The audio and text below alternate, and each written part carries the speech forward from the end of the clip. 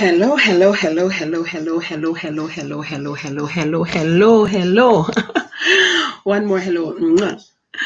A pleasant good afternoon to you out there in YouTube land. How are you this beautiful Tuesday afternoon? I know it is hazy in some places, right? But beautiful in others. As some as to why you're not enjoying this afternoon because of the problems out there, atmosphere, right?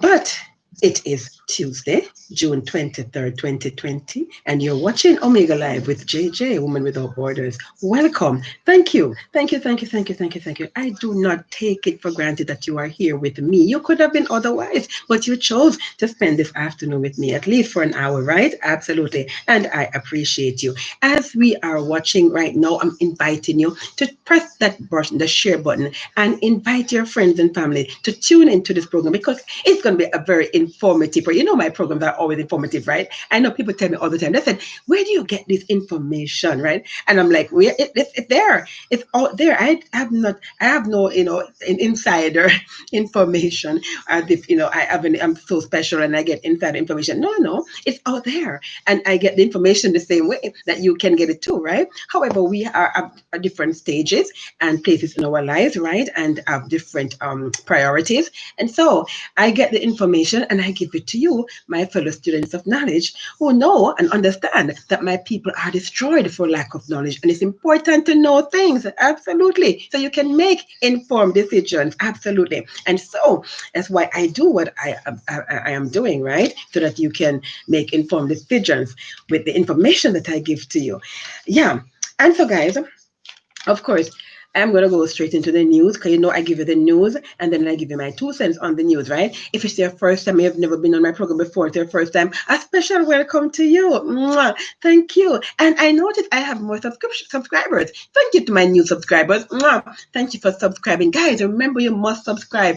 It's good to watch the program and I enjoy you watching the program, but you need to subscribe to the channel also, right? Absolutely, because and hit the notification bell because if the feed falls, many of you are here because I sent a link to you, right? And some of you are here because you have subscribed. But if for any reason the feed falls, I cannot send you the link. So you need to subscribe so you can continue to watch the program because once you are subscribed and the program restarts, then automatically you will see me you'll see me live on the program, right? Absolutely. Okay, guys. So I want to share some information with you concerning what's happening today out there in the atmosphere, right? Yeah, many of you are like, what's going on? And some of you did not catch my program yesterday when I spoke about it because I know, guys, I'm telling you, never a dull moment. Yeah, Dr. Tufton is not very pleased with me right now. Dr. Christopher Tufton, the health minister, not very pleased with me right now because I had to ask him. I said, "Why are you guys so late?" Because they are always so late giving out their information. Because I told you guys on the program yesterday, a matter of fact, from yesterday morning, I sent out the news that I told you about the Saharan dust, right? Even my aunt was asking me about it. And only yesterday afternoon did they send out a press release from the Ministry of Health about it, when it was already being forecasted from the day before. You understand? From Sunday evening. Yeah. The meteorological office was telling persons that to expect the Saharan dust coming our way. So I'm like, really? Not very happy. Yeah, but anyways, I'm gonna get to that story. But before I get to that story, let me give you the number because I have my big number people, my big data people who like the big number with 19, but we can't. You see, it's happening. It's COVID-19. So, and you see, Florida have become the new epicenter for Florida for COVID-19, right? Here in our hemisphere. So it is not going away anytime soon. So we got to talk about it still. But other things are happening in the world, and we're going to talk about those too, right? Absolutely. So let me give you the big numbers. So Jamaica now has 665 confirmed cases of the coronavirus disease COVID-19, according to a press release issued by the Ministry of Health and Wellness. The 6 new cases are 4 males and 2 females with ages ranging from 24 to 52 years. Excuse me.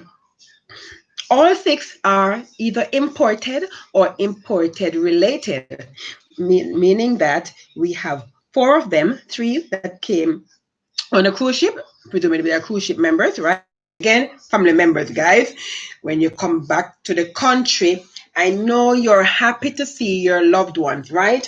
We understand that, guys. We understand that when you come back to the country, you're happy to see your loved ones, but you cannot infect them. It is not right. It's not fair, especially if they are elderly or if they have underlying conditions, right? And this is what is happening with the, it's becoming a trend now, a pattern where we see that the imported cases now are now infecting their loved ones, and now we're having the contacts of confirmed cases increasing. So now we're up to 224, the total number of contacts of confirmed cases. That's not good. Mm? Yeah, I thought to give you the other numbers now. So let me give you the other numbers. Basically, we have 20,552 negative. As I said, 665 that are positive, right? And there are 61 that are pending. We have now 159 imported cases. So we have 159 imported cases. We have 236 that are work related or work clustered in the Alarica call center.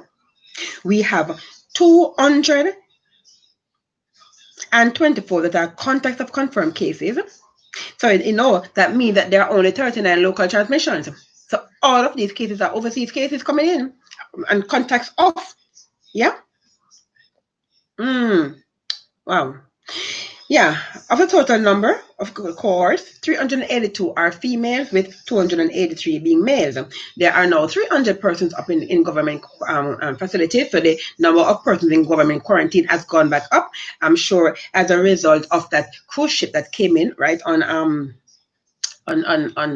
Saturday, right? Those 2 cruise ships that came in, Rhapsody of the Sea, right, from Royal Caribbean and Disney's Wonder, yeah. And so those ships brought in approximately 300 persons. We were told, didn't get an exact number, it's an approximation. And now we have 300 persons in government quarantine. And we have 15 persons hospitalized, so persons are getting better, persons are in the hospital. 1 person critically ill, 1 person moderately ill. So we continue to pray for that person with critically ill, right? We don't know male or female, but we don't know the age, but we continue to pray, right, for that person with critically ill. We have 17 persons who are in government isolation, and then we also have 1,982 persons who are in home quarantine and 104 persons who are in home isolation. Yeah. So, just to differentiate for you, the difference between the 1,900, so basically over 2,000 persons are at home, right? However, 1,982 are in home quarantine, while 104 is in home isolation. So, as I understand it, guys, when you are tested positive with the COVID-19, right, you are basically isolated. So, of course, for lack of facilities, you are allowed to stay home in isolation, but certain measures are put in place to ensure that you're isolated. You understand? When you are in home quarantine on the other hand, so the government, so you come into the island and you're supposed to be under quarantine for 14 days, right? This is a case wherein you have not been tested positive, but you have to be in home quarantine for 14 days. So this will be when you'll be in quarantine for 14 days, being geofenced, right? Remember, being geofenced or tracked. With the bracelet, absolutely.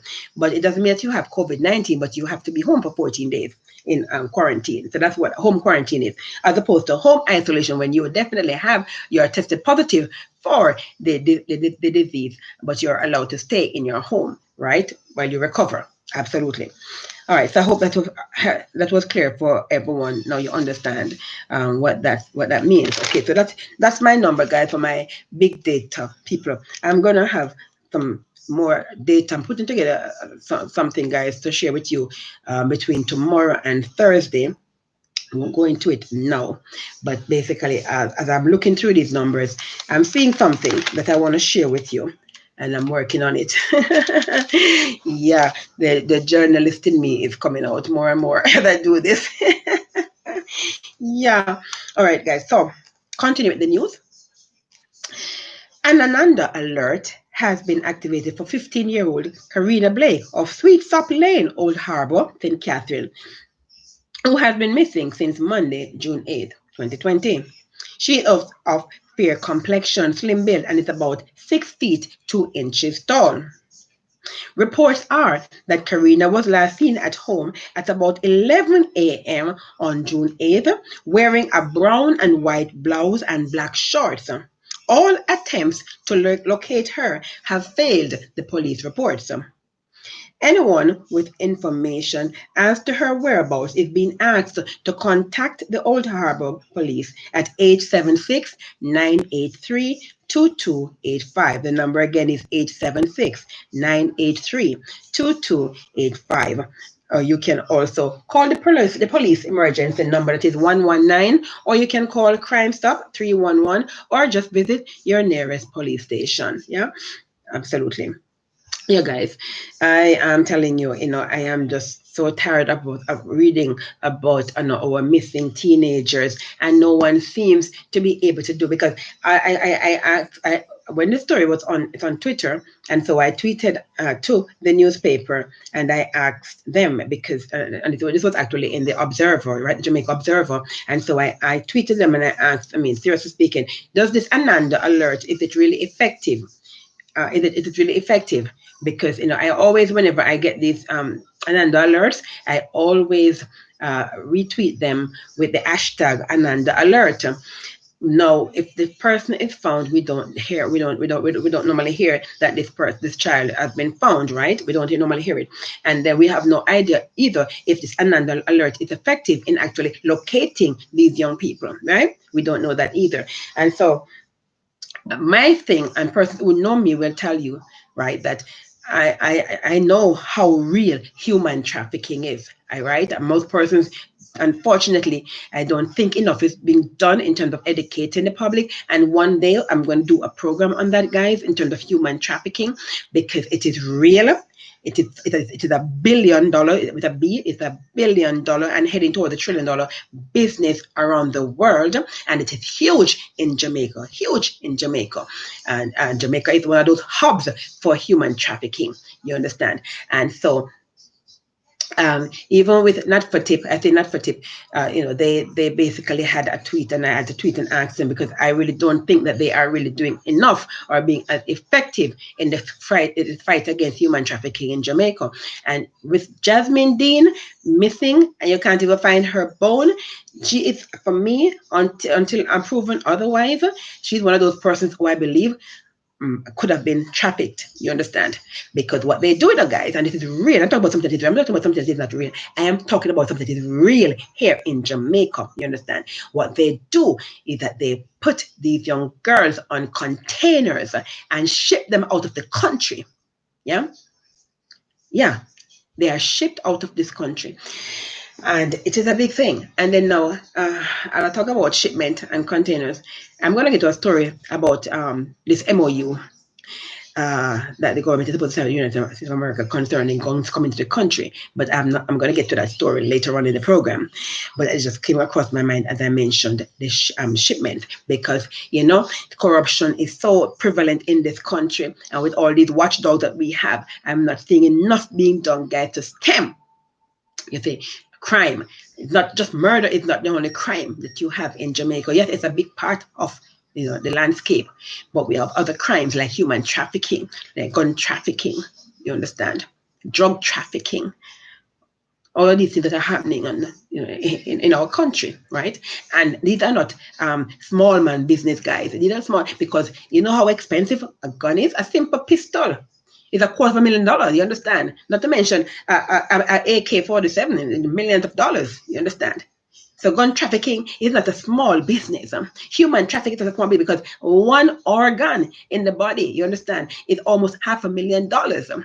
A person being trafficked as a whole person is over $1 million per person in this business, guys.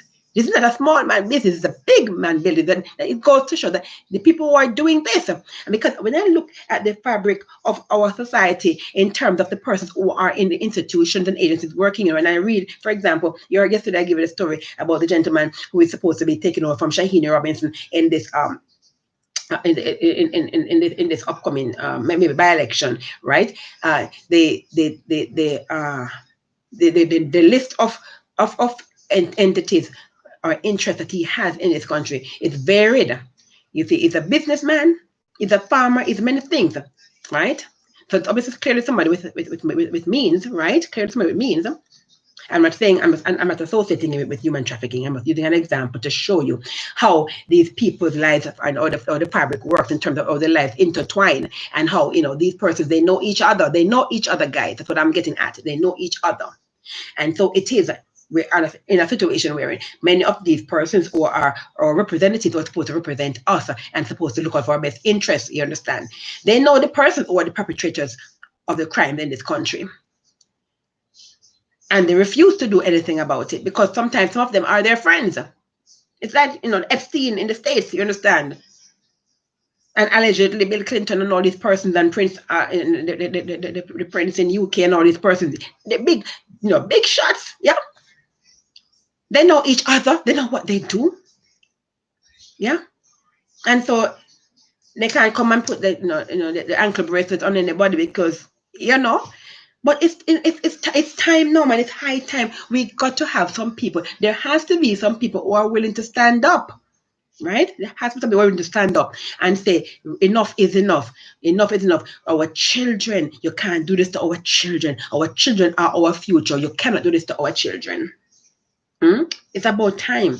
Enough is enough, and we have to educate our young people and in terms of not being so naive, because our young people, they are so naive. You understand? They're so naive. They're so in the dark, and they're easily led astray. Yeah. And we have to educate the older folks who keep saying when the child is missing, oh, she won't gone her man. We gotta cut out all of these nonsense, man. It's full time. And we need our representatives, the public figures, officials, to implement educational programs to inform and enlighten our population. My people are destroyed for lack of knowledge. Anyways, continue with the news, guys. So, I know that's one of my pet peeves, guys. Just so you know, trafficking, big thing with me. And I heard them again. There's no bones, nobody found, nothing, because they've been shipped out. Usually, yeah. Who saw the movie Taken? If you have not watched that movie Taken, I am recommending every single Jackman go on the internet and Google it, or use whatever search engine you have, and you search for that movie and you watch that movie Taken. Very enlightening. It's an eye opener. Yeah. Okay, so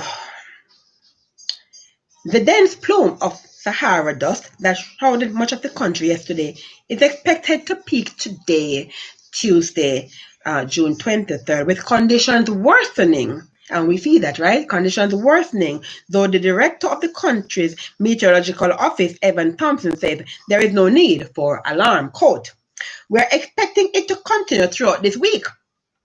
It should get worse tomorrow. He was speaking yesterday about today, right? And Wednesday. And then it will start to dissipate. It's something that happens every year. It's just that it's not always this thick, and it doesn't always get as far west. But it does occur where you have these large areas of dust being lifted up by the wind and transported across the water. So it's just that in this case, it has been thicker and more extensive than it normally is. And so we'll get more of an impact, he explained in a telephone interview with the Jamaica Observer yesterday. The concentration of dust has been particularly high in recent days across the Caribbean region, with international media reporting that air quality across has fallen to, quote, record hazardous levels, end quote. The Sahara dust is a mixture of sand and dust from the Sahara, a vast desert area that covers most of North Africa. And guys, today you don't want to miss the program. You want to stay until the end because I'm going to talk some more about the Sahara Desert. Because I have been, there are people, guys, who don't even know about the Sahara Desert. When they hear the Sahara, who? Sahara what? They have no idea about the Sahara Desert. Guys, we have to become informed people, citizens of this world, Yeah. And so today's lesson is going to be on the Sahara Desert. Yes, hit that share button, guys. Invite your friends to come and watch the program to be informed. Yeah. Today's Enlightenment Day. Absolutely. And so the Sahara, okay, according to Encyclopedia Britannica, is the largest desert in the world. Okay, anyways, I'm going to give you more, like I said, on that later on. So I'm not going to give you that part of the geography right now. Later on, I give you that part. Back to the story. The mass of extremely dry and dusty air known as the Saharan air layer, SAL, formed over the Sahara Desert and moved across the North Atlantic every 3 to 5 days from late spring to early fall. So you hear how often it goes, guys? Every 3 to 5 days it happens, peaking in late June to mid-August, according to the United States National Oceanic and Atmospheric Administration, NOAA. It can occupy a roughly 2-mile thick layer in the atmosphere, the agency noted. Thompson said, while the region had been impacted by the phenomenon many times in the past, it was difficult to explain why the blanket is thicker this time around. However, according to the Associated Press, experts are saying it is the most significant reason is for it being thicker. It may just be that the condition for this year might have been drier over the area of Africa's coastline. At the same time, he said that there is no need for any great concern, though individuals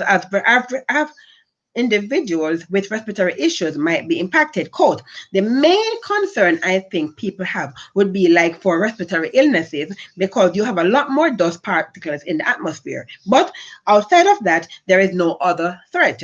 Temperatures could be warm with less chance for rainfall. Those things we've been saying, but it's not like anything drastic.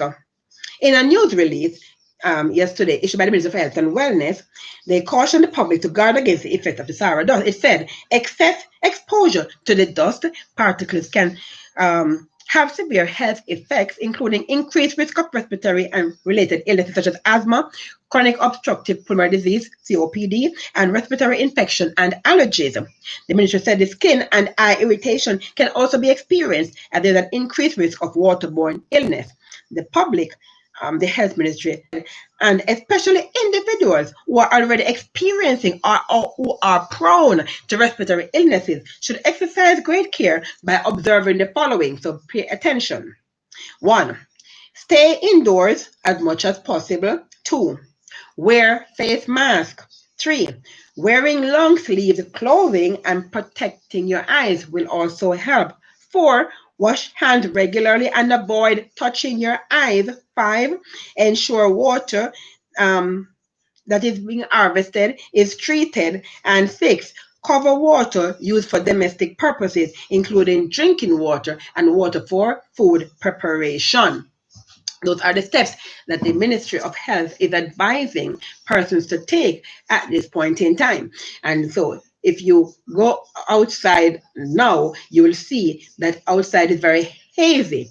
There are no blue skies. The blue skies are gone for today. No blue skies, right? No blue sea. When you look over the sea, it looks as though it's been rain. When it rains over the sea and it has a foggy look, that's how it looks over the sea. I've been seeing some pictures of other places in the Caribbean, and they all everywhere you go basically looks the same at this point in time. All the pictures look the same. It looks foggy and looks more like a brown fog, not a nice white fog. I'm not calling white nicer than brown. I'm just saying, okay, so don't start on me, okay? All right, I'm just saying. It's instead of the fog normally looks white. This particular fog, it looks brownish because of the sand, yeah. And so, as I said to you guys yesterday, I knew when it hit our atmosphere because I started to sneeze uncontrollably yesterday. and I noticed when you go outside, and so I had to put my mask on. As when you go outside, when you inhale, you have this kind of tickly feeling because the air is impure, right? The air quality is it is impure. It's poor quality air that you're breathing in, and my mucous membrane being so very sensitive to impure air, it filters, and then I start to sneeze when it filters out foreign bodies. That's what happens with me when I'm always sneezing, right? It's a defense mechanism that our body naturally produces whenever we inhale, and we inhale foreign objects, right? All right. So as I said before, I'm going to later on give you some more information about this about the desert as today's lesson, because the persons are asking about, but I give you information later. Um, for those persons who are interested in knowing more about it. In the meantime, I am going to invite persons to and do as a ministry as instructed you to do, right? And ensure that you stay indoors. If you can stay indoors, if you have to go outdoors, ensure that you're putting on your mask. If forget about COVID-19. You see how important it is now for you to wear your mask, okay? So again, you don't want to stay out there for too long, because wearing a mask, as I've always said to you, is not healthy, wearing a mask. So especially now, you want to ensure that you wear the mask, and you do what you have to do quickly and get back indoors, because you do not want to have the mask on for too long. But it's very important right now for you to wear your mask because of that impure air that you're breathing in, right? And some persons have also reported that they feel, because I think I did too for a short while. You feel that, your skin starts to feel like it's kind of burning, a kind of burning sensation. You get this, some persons are different, react differently. But if you have asthma in your tall, or any other COPD, please do not go outside for any reason. Allow someone to go for you on your behalf, okay? Do not go out there. It's definitely not healthy for persons with respiratory illnesses at all. Definitely not. And it can aggravate and allow you to get worse, right? And if you're asthmatic, you could even lose your life. It could be fatal. So you do not want to go outside there at this point in time, right? And as I told you on yesterday, it's going to be here until tomorrow, because remember, it's not hovering over Jamaica, but we're so small. It's wide. It's very wide, and so that's why it appears to be hovering, but it is actually traveling. It is traveling. It's traveling, and it's heading westward. Now it's going in a westward direction, and so by Thursday, it should have passed us by on its way to the Gulf Coast. Yeah. Okay. Not the Gulf Coast, sorry, the Gulf of Mexico. Yeah. Okay, so I was like, that doesn't sound right. Yeah. All right. So, anyways, continuing with the news, guys, because I want to ensure that I give you this information, and we don't want to run out of time, right? So, continue the news. So, a 47-year-old man was shot and killed along Union Street in Montego Bay on Monday afternoon, bringing St. James murder count this year to 52. The victim, who was cut down in a hail of bullets in the full view of passers-by, has been identified as promoter Barrington Bunty Smith. The promoter Bunty. Barrington Smith is his real name. Car drove up, and two men with handguns alighted. The men then opened fire, hitting Smith multiple times all over his body. During the ensuing panic, the killers escaped. According to one eyewitness, "Me still can't believe me not get shot," because he was in such close range to the deceased. It's like we stand up on the ends and Bunty just come off him phone and tell we say him go walk go around the road. St. James, which is one of the 10 police divisions under State of Public Emergency, SOE, recorded one emergency.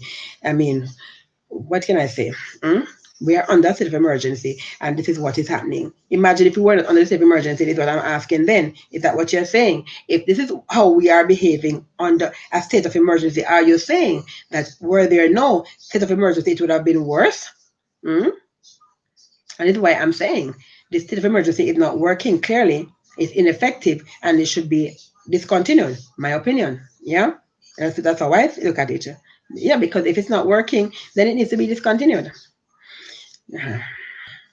Meanwhile, environmentalist Diana McCauley is concerned about aspects of the Environmental Impact Assessment EIA report for the proposed Montego Bay bypass, suggesting that the construction could result in flooding in the western city.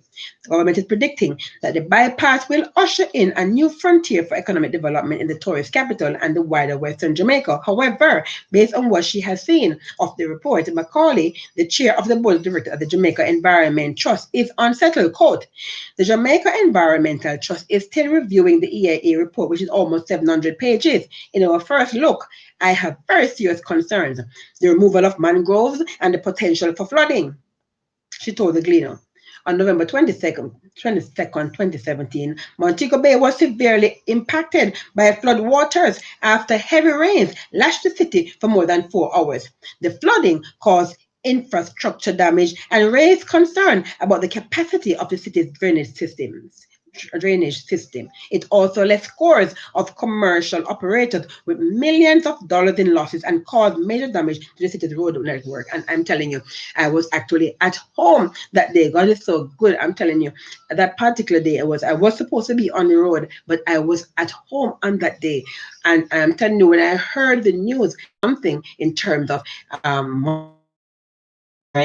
right, and ensuring that they do their checks and balances, right, weigh their pros and cons story. And as I hear more, you will hear more. Okay, but to continue with the news, so a 24-year-old taxi operator is now in police custody following an alleged road rage that ended deadly in Papine, St. Andrew on Sunday. 53-year-old Delroy George Sinclair, also a taxi operator, was driving his car from Gordon Town to Papine in St. Andrew when the suspect accused him of reckless driving. The police say Sinclair drove to Market Road in Papine and was trailed by the suspect, who was known to him. An argument reportedly developed between the men, then a tussle. It is reported that three men then alighted from the suspect's car and proceeded to beat Sinclair, who is of Maryland District in St. Andrew. Sinclair was later seen bleeding and was rushed to the nearby University Hospital of the West Indies, where he died while undergoing treatment. Again, road rage. What again? Why are our men so ill-tempered, guys? Can you anybody answer the question?